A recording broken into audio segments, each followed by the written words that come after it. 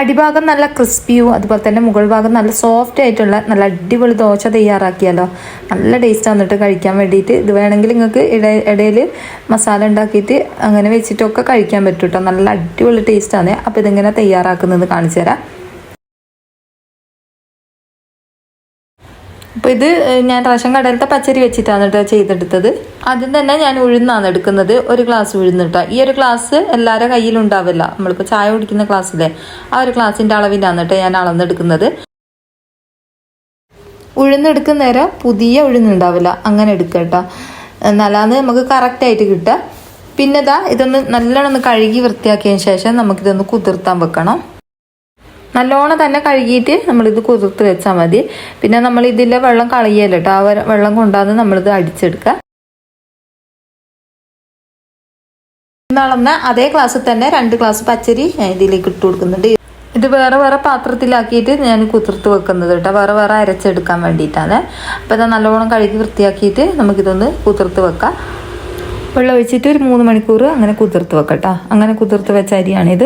അപ്പോൾ ഇത് ഞാൻ അരയ്ക്കാൻ എടുത്തിട്ടുണ്ട്. ഞാനിപ്പോൾ ഇത് ഒരു 6 മണിക്കാണ് അടിച്ചെടുക്കുന്നത്. നിങ്ങൾക്ക് രാവിലത്തേക്കാണ് വേണ്ടതെന്ന് വെച്ചാൽ ഇതേപോലെ തലേന്ന് ചെയ്ത് വെച്ചിട്ട് പിറ്റേന്ന് രാവിലെ നമുക്കിത് ചെയ്തെടുക്കട്ടോ. ആദ്യം തന്നെ മിക്സിൻ്റെ ജാറിലേക്ക് ഞാൻ ഈ ഉഴുന്ന് ഇട്ട് കൊടുത്തിട്ട് നല്ല പേസ്റ്റ് പോലെ അരച്ചെടുക്കുന്നുണ്ട്. നല്ലോണം തന്നെ അരച്ചെടുക്കണേ.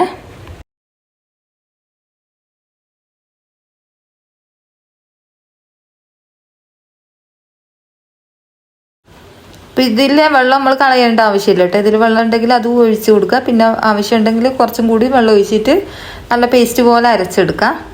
എത്ര പേസ്റ്റ് പോലെ അരച്ചെടുക്കാൻ കഴിയുമോ അത്രയും പേസ്റ്റ് പോലെ അരച്ചെടുക്കാം. അപ്പോൾ ഇതാ ഉഴുന്ന് ഞാനിവിടെ അരച്ചെടുത്തിട്ടുണ്ട്. നല്ല പേസ്റ്റ് പോലെ അരഞ്ഞിട്ടുണ്ട് കേട്ടോ. ഒരു വെള്ള കളറായിട്ട് വന്നിട്ടുണ്ട്. ഇത്രയും മതിയാവും. ഇനി ഇത് നമുക്കൊരു പാത്രത്തിലേക്ക് മാറ്റി കൊടുക്കാം.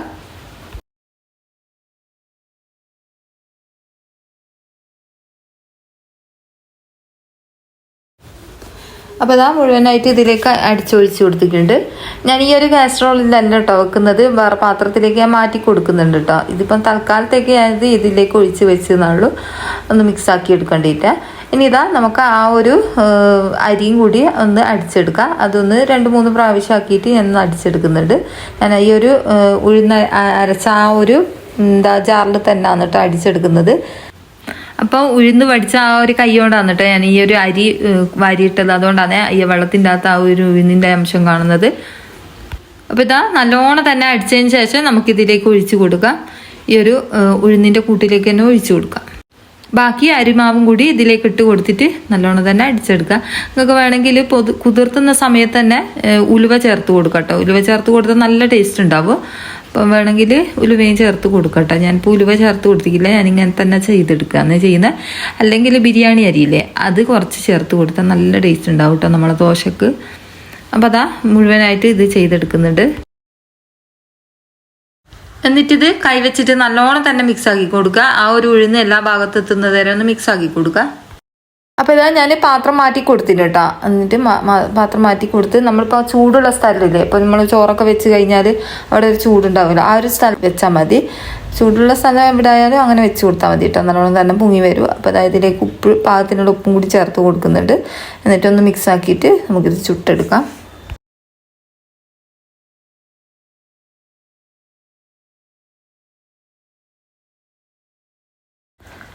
പാനൊന്ന് ചൂടായതിന് ശേഷം നമുക്കിതിലേക്ക് മാവ് ഒഴിച്ച് കൊടുത്തിട്ട് ഒന്ന് ചുറ്റിച്ച് കൊടുക്കാം. അപ്പം ഇതിനേക്കാട്ട് പേപ്പർ പോലെ വേണ്ടതെന്ന് വെച്ചാൽ കുറേശ്ശെ മാവ് ഒഴിച്ചിട്ട് നമുക്കിത് ചുറ്റിച്ച് കൊടുത്താൽ മതി കേട്ടോ. ഇതുപോലെ ചുറ്റിച്ച് കൊടുത്തതിന് ശേഷം നമുക്കിതിൻ്റെ മുകളിൽ കുറച്ച് നെയ്യോ എന്തെങ്കിലും ആക്കി കൊടുക്കട്ടോ. ഇതേപോലെ ഞെരിഞ്ഞ് വരും. ഞാനൊന്ന് മൂടി വെച്ചിട്ടൊന്ന് വേവിച്ചെടുത്തതാണ്. അപ്പം അടിപൊളി ദോശ ഇവിടെ തയ്യാറായി വന്നിട്ടുണ്ട്. അപ്പോൾ ഇതുപോലെ ചെയ്യാത്തവരുണ്ട് ചെയ്ത് നോക്കട്ടോ. മൂടി വെച്ച് കൊടുത്താൽ പെട്ടെന്ന് തന്നെ ആയി കിട്ടും കേട്ടോ. അപ്പോൾ ഇതാ നമ്മളെ ദോശ ഇവിടെ റെഡി ആയിട്ടുണ്ട്. അടിപൊളിയാണ് കേട്ടോ. എല്ലാവരും ഒന്ന് ചെയ്ത് നോക്കിയിട്ട് നിങ്ങളെ അഭിപ്രായം എഴുതി അറിയിക്കാൻ മറന്നു പോകരുത്. അപ്പോൾ ഇത്രയേ ഉള്ളൂ ഇന്നത്തെ വീഡിയോ. ഇന്നത്തെ വീഡിയോ ഇഷ്ടമായിട്ടുണ്ടെങ്കിൽ ആദ്യം പറഞ്ഞതുപോലെ തന്നെ ലൈക്ക് അടിക്കാനും അതുപോലെ തന്നെ ഷെയർ ചെയ്ത് കൊടുക്കാനൊന്നും മറന്നു അല്ലേ. അപ്പോൾ ഇതാ നല്ല ഞെരിവുണ്ട് കേട്ടോ.